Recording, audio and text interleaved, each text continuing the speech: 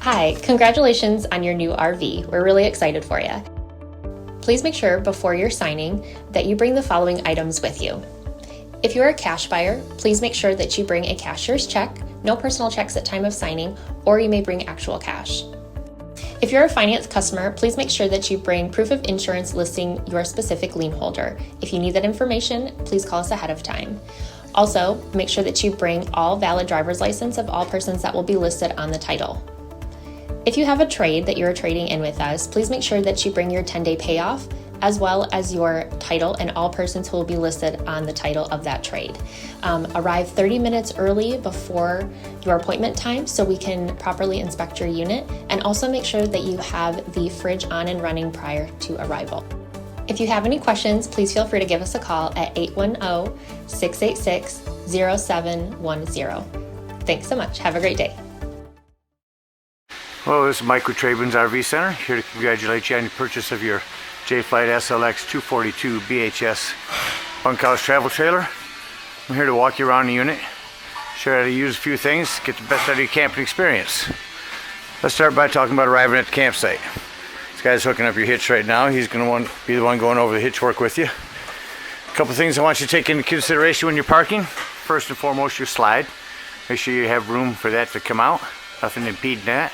Preferably nothing hanging right over top of it so you don't have to clean it off. Then where your water and electricity hookups are. Your city water connect for the camps are going to be here on your off-camp side, behind the rear tires, and your power all the way at the rear of the unit. Power cord stores right in the center of the rear of your unit.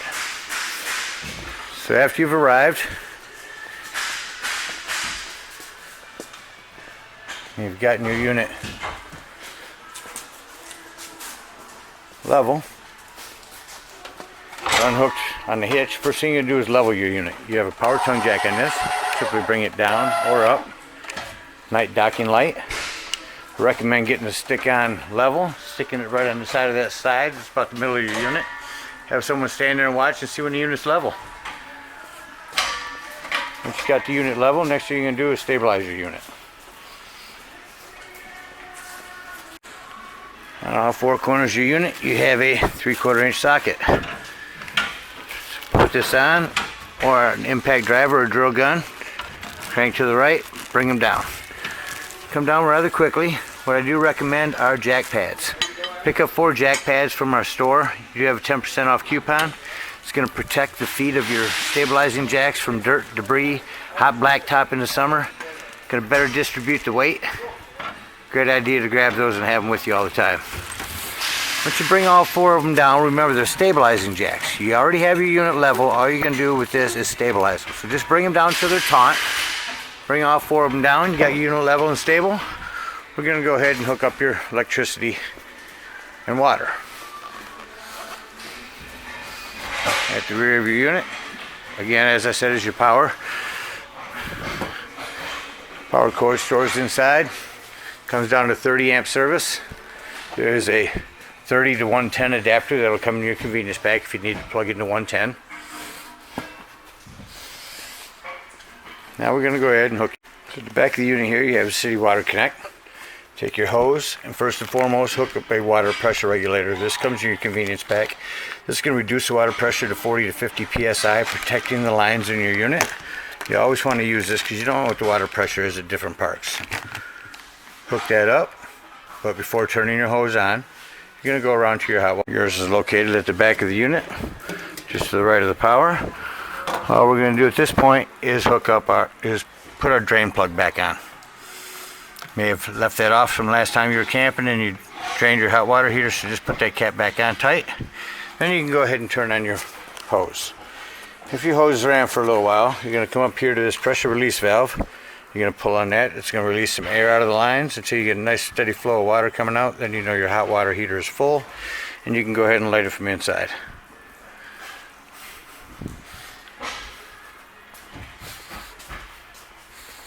Also on this side you do have an outdoor shower and a black tank flush. We'll talk about when leaving the campsite and flushing this black tank.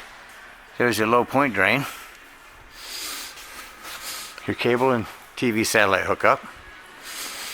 The unit is also prepped for a Furion backup camera. Purchase that in our store. It's a device that sits on the dash of your tow vehicle, allowing you to communicate with this device here and give you a backup camera on this long unit. Ladder, go up, check your seams, caulk as needed. Come around here to your outdoor fridge here. That does hold up by magnets. Simply pull this out. Lift this up. You will hand light this with a long lighter.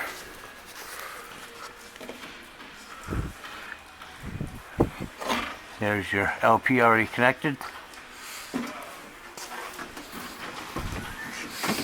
You also have your fridge here.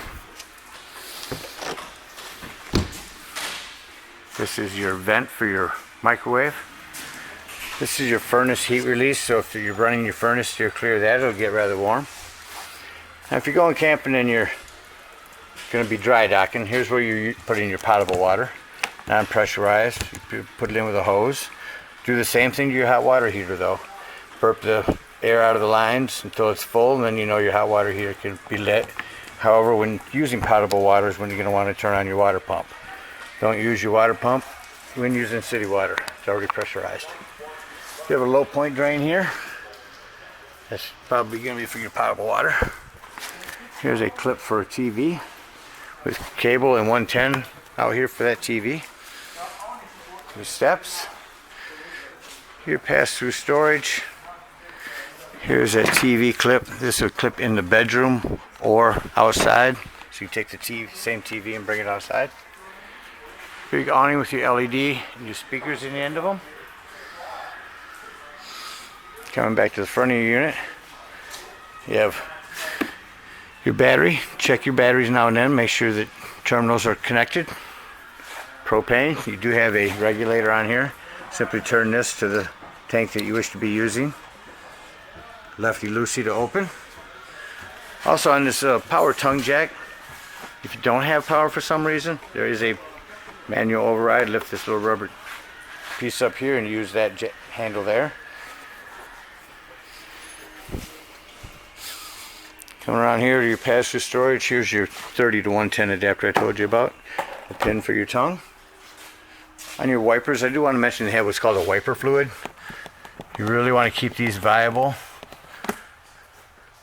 Pick up some of that and wipe that on them. Help maintain that. That brings you back around to your docking station again. Well, it covers everything out here. Let's take a look on the inside. Alright, so coming up into your unit.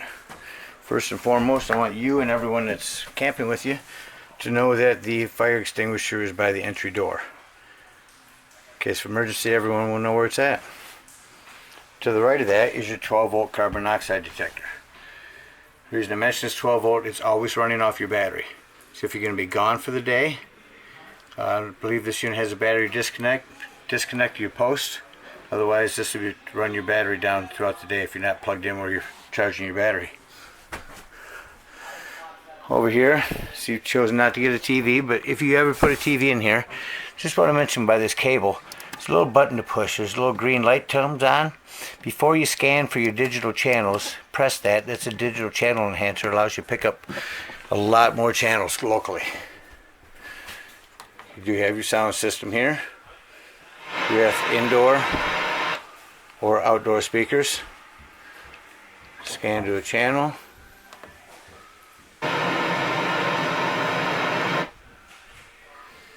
AM, FM, disc, mode, you can TV, HDMI, Bluetooth. Speaking of that, there in your bedroom is that same hookup that's on the outside. You can do the TV there. Inside your entry doorway are all of your lighting, indoor and outdoor, your slide control, and your awning in and out. Above that is where you turn on your water pump if you're using potable water. There's where you turn on your water heater if you're hooked up to gas. And there's where you turn on your water heater if you're hooked up to electricity. We'll run your awning out to your lighting. You're going to run this awning out just until your flap falls down to 90 degrees. You start to see the bar. and you're good. That's how far you want to run that out. Comes in rather quickly. Below that you have a 110. One touch lighting throughout. Press the button in between. You can dim all the lights except maybe one over the restroom in the evening. Up in the ceiling here is your smoke alarm. Coming over to your stove. That glass makes an excellent backsplash. Do the still hooking your gas up, but when you see that light on, it's on. Get a spark and that'll turn on your gas. Checking gas. Below your stove here is your access panel. A few fuse box and breaker box of fuses. Looks like you got mostly 15s in there, a couple of 40s. Recommend grabbing a few of those from our store. Coming over to your Nordic cold fridge. Here's where you turn it on. You have to hold it on for a few seconds. Now whatever is white is what you're controlling. So over here you're controlling the freezer, here you're controlling the fridge. We hit the fridge, bring it up or down. Change the freezer, bring the freezer up. Hold this to shut it off. Pretty easy. Your bunks. One touch lighting up in your bunk areas. Do you want to mention in your bathroom? Keep an eye on your plumbing. You got some PEX back there as well as underneath here. You do have a 110 with GFCI reset in here. Here's your lighting. Coming up into your bedroom. Again, here's your hookup for your TV. Some lighting here, individual lighting there. 110. Again, hydraulic assisted, huge under bed storage, accessible from outdoors. Just go right down. Your accent lighting is over on this side here. Like that blue up there. Well, it covers everything in here. Let's take a walk on the outside like we're leaving the campsite. What I do want to mention is before you bring in your slide, make sure nothing's going to impede it from coming in. Make sure this door is closed here. Nothing's in the way of that slide coming in. And you can just simply bring the slide in. Sorry, they were running the gas check earlier. Didn't know the gas was off. So you can turn on all your burners here. Hit sparks and there's all your flames. Show you that works. There's also a panel light here. Do the same thing in your stove. Stove light as well. Alright, let's leave the campsite. So after you've went through, you're going to make sure all your lighting is off. Bring in your slide. Come outside. I just want to tell you on these solid steps, make sure your exterior door is opened up all the way before bringing them up. You see they are adjustable on the ends in case you're on uneven ground. Lift it up, pull this handle back and lock that in. Close your door, lock and deadbolt your door. You don't want the horror story of your door coming up and while you're going down. This also helps with it. These handles lift and turn and fold over your door. So go around, bring up all your stabilizing jacks. Get your hitchwork hooked up. And head on up to the dump station. The low point drain here. You can open this up. You're going to go to your hot water heater. You're going to bleed your lines out. And then you're going to open your drain back up and drain your hot water heater.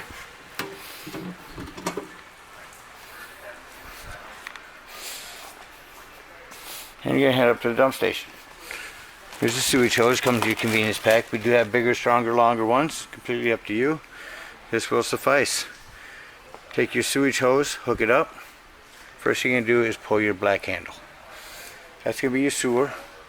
If it sounds like your sewer is no longer draining, you're going to go ahead and leave that black handle open.